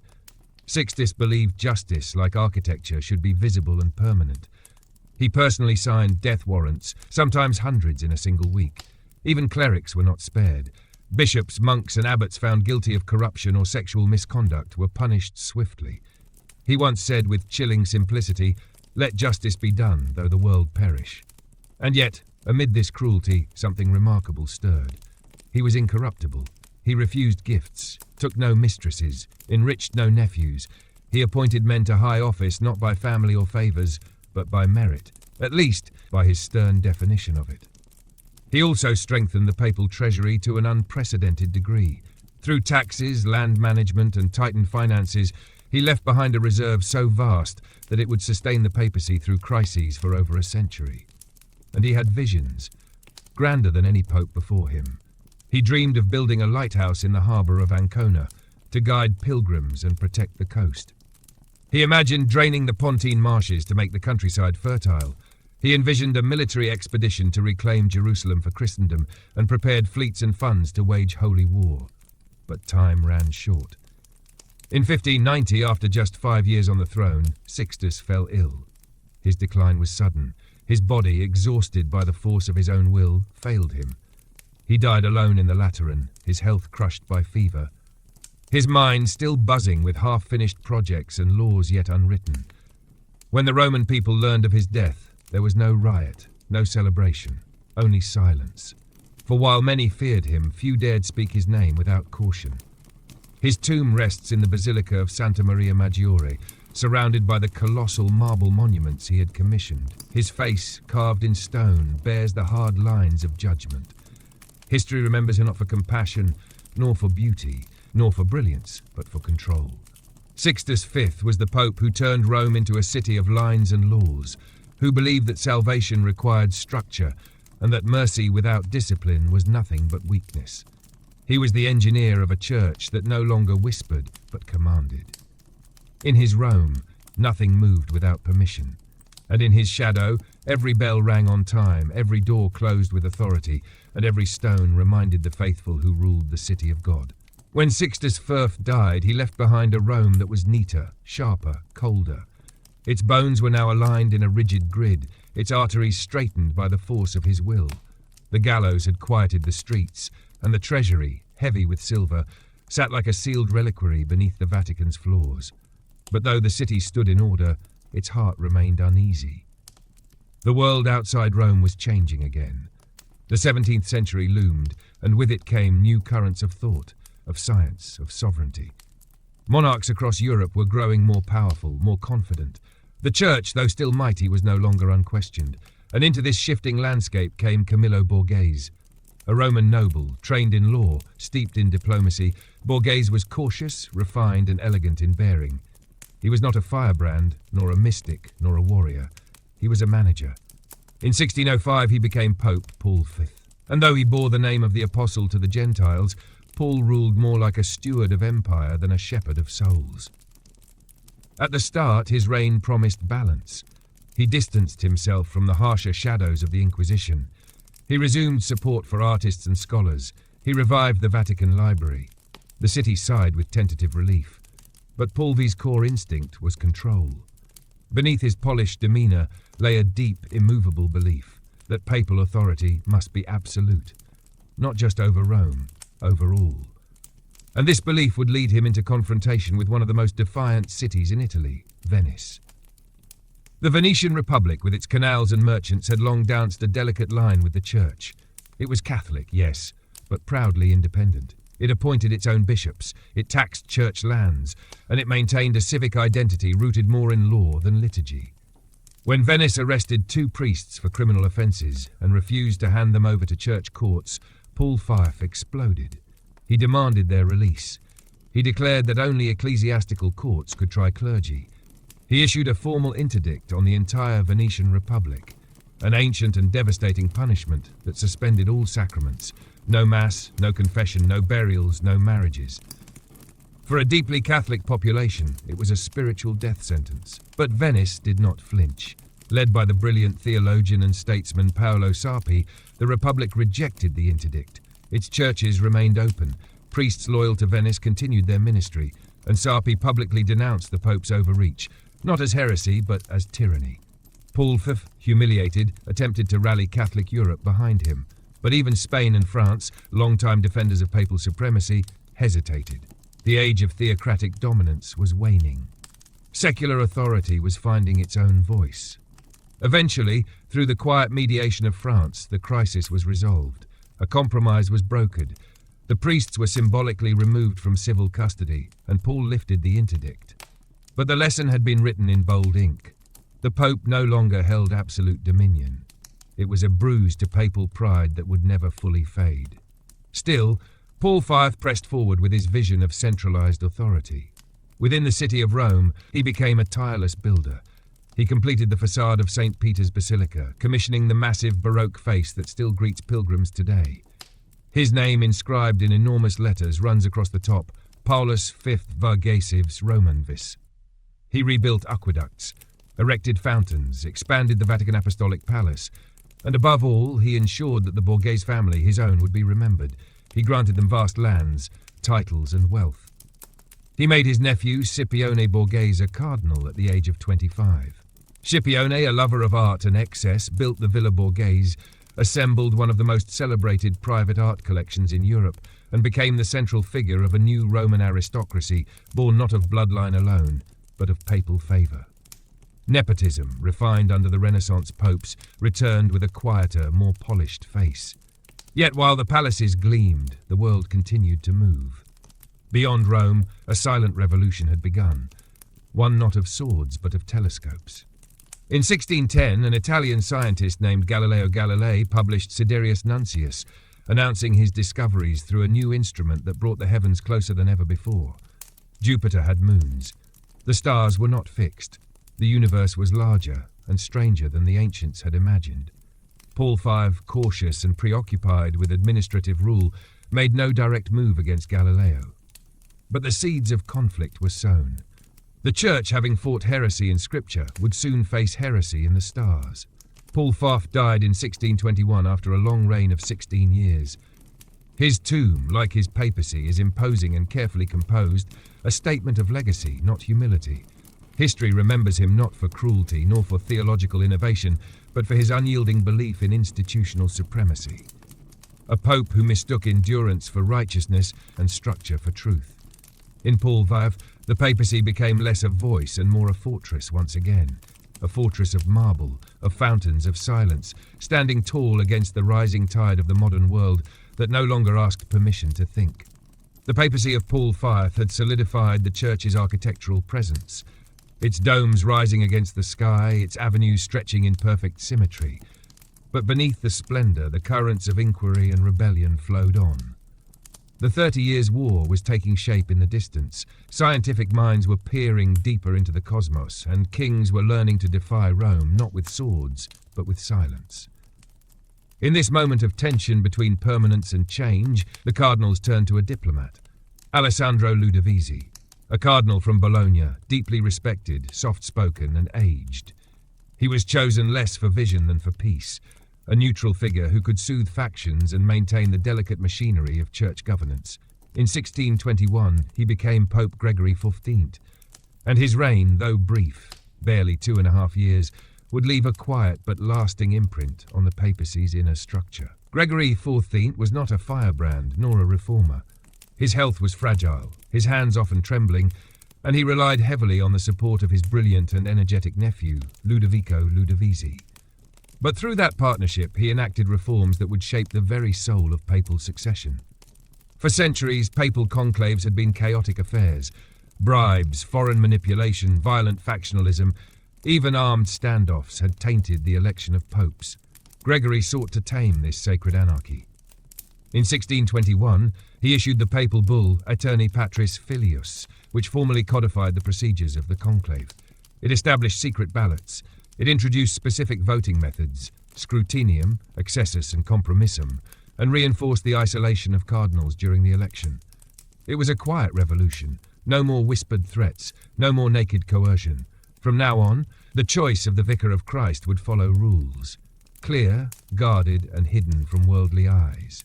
But Gregory's most enduring contribution would be another institution, born of his deep concern for the global spread of Catholicism, the Congregatio de Propaganda Fidei, or the Congregation for the Propagation of the Faith. Founded in 1622, it was tasked with overseeing all missionary work, centralizing efforts that had previously been scattered and loosely coordinated. It created a training ground for missionaries, curated approved catechisms in multiple languages, and organized the translation of scripture for new converts across Asia, Africa, and the Americas. It was, in essence, a spiritual embassy, and through it, the Church extended its fingers across oceans, from the forests of Vietnam to the coasts of Brazil. Jesuits, Dominicans, Franciscans, armed not with weapons but with liturgy and language, went forth to baptize, to teach, and sometimes to erase. Yet for all these quiet achievements, Gregory XIV's papacy was not untouched by the darker habits of the age. Like many before him, he practiced nepotism with care and calculation. His nephew Ludovico became cardinal and de facto administrator of the papal court. Under his guidance, the family acquired lands, influence and wealth, though not in the openly indulgent style of the Borgias or the Medicis. Ludovisi preferred taste to excess. He assembled one of the most famous art collections in Rome and commissioned new buildings with understated elegance. The Pope, by contrast, remained personally modest. His days were slow, contemplative, dictated by the rhythms of prayer and pain. He suffered from arthritis, gout, and exhaustion. But he remained alert to his duties, and he knew the weight of his decisions. It was during his papacy that the Catholic world mourned the execution of St. John Ogilvie in Scotland, and also the death of St. Francis de Sales in France, figures of Catholic resilience in lands now deeply Protestant. Gregory canonized saints not for drama, but for endurance. He also beatified Ignatius of Loyola and Francis Xavier, two names now etched into the stone of Catholic identity, both founders of the Jesuit order, whose shadow had spread across half the known world. By the summer of 1623, Gregory XIV was failing rapidly. His body no longer obeyed his thoughts. On July 8th, he died quietly in the Quirinal Palace, far from the noisy politics of earlier reigns, far from the blood-stained memories of other popes in this very chronicle. His tomb was plain. His name faded quickly from public speech, but his reforms endured. He had not ruled with an iron fist. He had not waged crusades, but he had reshaped the instruments of papal succession, diplomacy, and evangelism. Gregory XIV understood the future better than many. He saw that the world could no longer be ruled from Rome with fire and crown alone. It needed systems, laws, quiet hands moving behind closed doors, and in this he laid the groundwork for a new kind of papacy, less theatrical, more administrative, less about thunder, and more about permanence. The passing of Gregory V left the conclave in a state of quiet expectation. His reign, though brief, had restructured the mechanisms of the Church with delicate precision. Yet the world outside Rome was not waiting patiently. Europe was aflame. The 30 Years' War, once a clash of dynasties, had metastasized into a continental catastrophe, entangling faith and politics in a chaos of blood, banners, and shifting allegiances. The Church needed a diplomat, a steady hand, a man who understood not only theology but kings. In 1623, the cardinals chose Maffeo Barberini, elegant, articulate, worldly, a former papal nuncio to France. He was known for his eloquence, his erudition, and his taste. He took the name Urban VIII. And though his name suggested peace, his papacy would be marked by conflict, some of it political, some of it doctrinal, and some of it written in the stars. Urban VIII stepped into the role with enormous confidence. He was a patron of the arts, on a scale not seen since the Renaissance popes. He surrounded himself with architects, sculptors, and poets, and none more famous than Gian Lorenzo Bernini, the young prodigy who would define the very face of Baroque Rome. Under Urban's watch, Bernini created fountains, tombs, chapels, and the great baldachin over the altar of St. Peter's, a swirling bronze canopy that stood like a twisting vortex of divine authority. The columns of that baldachin were forged from the melted bronze of the ancient Roman Pantheon. Urban had a phrase for this symbolic conquest. What the barbarians did not do, the Barberini did. He adorned the Vatican with bees, the symbol of the Barberini family, sculpted into ceilings, carved into marble, cast in gold on doorknobs and candlesticks. His patronage was generous, boundless, transformative. But beneath this display of cultural grandeur, Urban's papacy was tightening. The Barberini family rose with him. His nephews were made cardinals, generals, treasurers. They acquired lands, titles, monopolies. Critics whispered of a new Medici court, less savage, more refined, but no less hungry. And then there was Galileo. The astronomer had already earned controversy for his support of heliocentrism, the Copernican model that placed the sun at the center of the universe. In 1616, the Church had warned him not to promote it as fact. Galileo complied, outwardly. But in 1632, during Urban's pontificate, Galileo published Dialogue Concerning the Two Chief World Systems. It was a masterful dramatic text that laid bare the arguments between geocentrism and heliocentrism. Though formally neutral, the character representing the Pope's own position, Simplicio, was portrayed as slow-witted and obtuse. Urban was furious. He had previously supported Galileo. The two had corresponded. Urban had even admired his intellect. But now, whether out of genuine offence or political necessity, he turned. Galileo was summoned to Rome and placed under house arrest. The trial, carried out by the Inquisition, was conducted behind closed doors. Galileo was forced to recant. He muttered, perhaps apocryphally, "Eppur si muove, and yet it moves." Urban had protected the dignity of the Church, but at a price. The condemnation of Galileo would echo for centuries, long after the men involved were dust and the telescopes they feared had become museum pieces. Yet Urban's reach extended far beyond the stars. He fortified the papal territories, waged costly military campaigns in Italy, and tried unsuccessfully to expand the influence of Rome within the chaos of the 30 Years' War. His alliances were erratic. His interference in Tuscany and Parma sparked resentment. His wars drained the treasury, and the facade of Rome began to crack. For all his splendour, Urban had overreached. The people, exhausted by taxes and grand projects, began to murmur.